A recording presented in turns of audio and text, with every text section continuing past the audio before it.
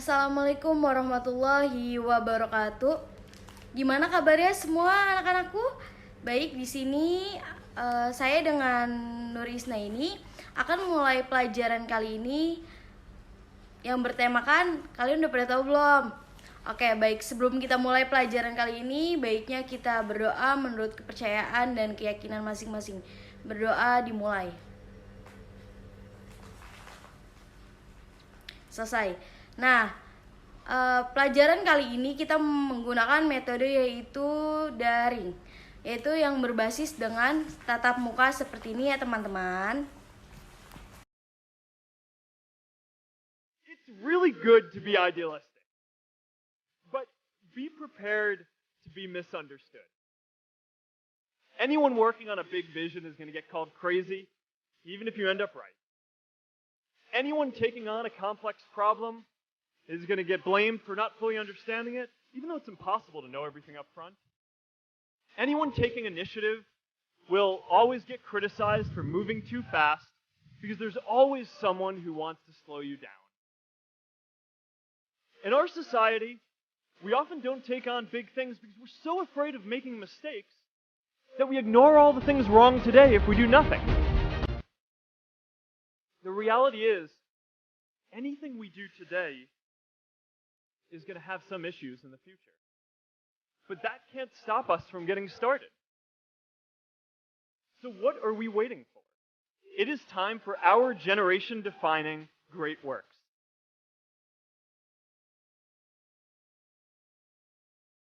Jadi tidak ada pilihan untuk berubah. Tidak ada pilihan untuk berubah. Dan itu yang saya sadari dan kemudian membuat saya menjadi tambah yakin teknologi itu kunci. Dan kalau kita tidak menguasai teknologi, kita akan ditinggalkan. Tetapi problemnya lagi, hari ini kita menguasai satu aplikasi, detik berikutnya akan ada aplikasi yang baru. Hari ini kita menguasai satu skill, kita udah jago pada satu teknologi tertentu, aku yakin besok harinya akan ada hal yang baru. Berarti sesungguhnya yang kita butuhkan bukan kemampuan teknisnya, tapi yang kita butuhkan kesabaran untuk terus mau belajar hal yang baru. Skill menjadi lifelong learner, pembelajar. Setelah kalian melihat video tersebut, apakah kalian kenal dengan tokoh tersebut? Nah, sebenarnya kalian itu sudah tidak asing ya pastinya dengan beberapa tokoh yang ada di video tadi. Kalau misalnya ibu tanya, apa sih yang terlintas di pikiran kalian kalau misalnya ada kata-kata tentang teks ceramah kayak gitu. Nah, atau kalian pernah mendengar ceramah di mana gitu? Contohnya, apakah kalian pernah mendengar di masjid?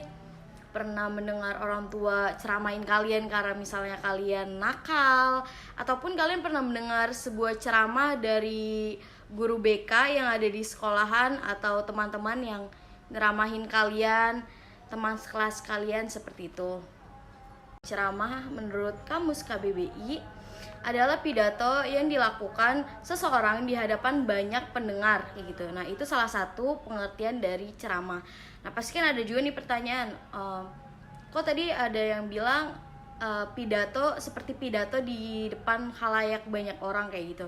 Nah, tapi itu tuh pidato dengan ceramah sebenarnya beda ya, unsur-unsurnya juga banyak sekali yang berbeda. Nah, di sini ada perbedaan nih antara ceramah, khotbah, dan juga pidato. Nah, kalau pidato itu teksnya itu bersifat seperti kayak umum ya, adik-adikku atau anak-anakku sekalian. Nah, kalau khotbah itu topiknya tentang keagamaan tertentunya, seperti kayak khotbah Jumat kayak gitu. Nah, kalau misalnya ceramah itu berisi tentang sebuah nasihat teksnya ataupun sebuah pengetahuan. Jadi ceramah juga dapat suatu interaksi antara pembicara dan juga penanya. Jadi kalau misalnya ceramah itu kan banyak tuh kayak misalnya gimana nih saya mau nanya gitu. Nah, itu salah satu contoh antara interaksi sebagai pembicara dan juga sebagai pendengar. Selanjutnya yaitu ada ciri-ciri ceramah. Nah, ciri-ciri ceramah itu ada 4 ciri-cirinya. Anak-anakku sekalian, apakah kalian tahu apa aja Oke, baik Ibu terangkan ya di sini. Satu yaitu teks ceramah disampaikan oleh seseorang yang ahli dalam bidang ilmunya atau disiplin ilmu tertentu. Jadi ceramah itu kalau misalnya tidak sembarangan orang ya yang bisa ceramah kayak gitu, apalagi kan pesan atau isi yang disampaikan ya rata-rata yaitu berisi tentang sebuah ilmu. Jadi pendengarnya itu bisa mendapatkan sebuah ilmu baru dari penceramah tersebut. Nah, kedua yaitu teks ceramah mempunyai struktur yang lengkap, yaitu berupa pendahuluan, pembukaan, isi maupun sebuah penutup. Nah, seperti itu. Yang ketiga yaitu teks ceramah disesuaikan dengan tema dan tempatnya. Misalnya kita ada tema 17 Agustusan, kan nggak mungkin juga nih kalau misalnya kita berceramah tentang hewan kurban ataupun apapun. Nah, sama seperti yang tadi saya bicarakan, kalau misalnya tema dan tempat pelaksananya itu harus sama-sama nyambung. Misalnya kayak 17 Agustusan, berarti kita harus ceramah tentang apa nih? Nah, tentang proklamasi. Misal contoh kecilnya kayak gitu. Nah, selanjutnya nomor 4 yaitu bahasa yang digunakan harus mudah dimengerti. Karena untuk seorang penceramah itu agar pendengarnya lebih enak gitu. Nah, itu tuh harus menggunakan bahasa yang enak biar orang-orang yang dengar itu lebih kayak santai dan mudah dipahami dan dicermati oleh pendengar sebuah ceramah yang didengar. Nah, yang selanjutnya yaitu ada langkah-langkah menyusun teks pada ceramah. Nah, langkah-langkah yang pertama itu apa aja sih? Yang pertama yang harus kalian lakukan yaitu menentukan sebuah topik. Yang kedua yaitu menyusun tujuan ceramah. Jadi ceramah itu memang harus ada tujuannya ya anak-anak. Yang ketiga yaitu menyusun kerangka sebuah ceramah. Yang keempat yaitu mengembangkan kalimat. Jadi kita sebagai orang yang ingin berceramah itu harus membuat teks ceramahnya seperti kayak kita menentukan isinya nih, kita mau ngebahas apa ya pada ceramah kita kali ini, biar nanti di depan para pendengar kita sudah menguasai sebuah isi dalam ceramah tersebut. Nah, untuk pembelajaran kali ini apakah kalian masih ngantuk? Oke, jangan ngantuk dong, ini karena adalah sebuah ilmu yang ibu kasih, insya Allah bermanfaat ya untuk kedepannya. Nah, yang selanjutnya materi terakhir kita yaitu kaidah kebahasaan teks ceramah.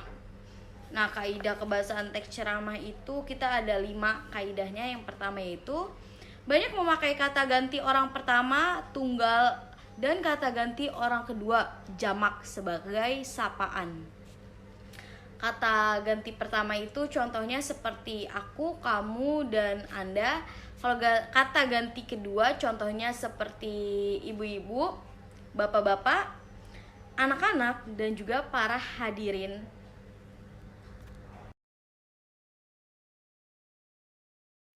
Nah, yang ketiga yaitu menggunakan kata-kata yang menunjukkan hubungan sebab akibat atau argumentasi. Nah, contohnya yaitu sebagai demikian, akibatnya, oleh karena itu, sebab, dan karena sebagainya.